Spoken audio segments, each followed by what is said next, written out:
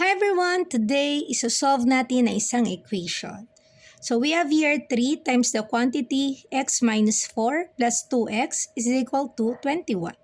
So may makikita tayo rito nakaparenthesis. At this time, kailangan nating i-distribute yung 3 sa loob ng parenthesis. So 3 times x, that is 3x.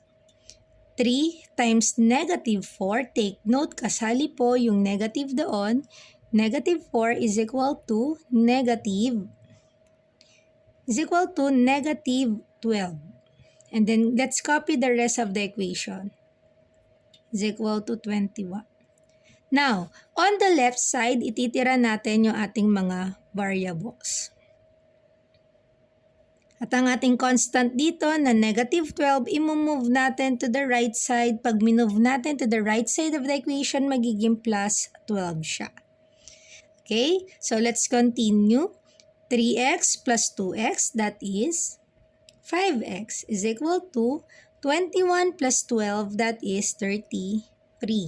Dividing both sides by 5, saan natin nakuha ang 5? Katabi nung x. Cancel. So you have x is equal to 33 over 5. Okay? So we have 33 over 5. Ngayon, ito yung sagot natin pero ang choices natin ay nakadecimal.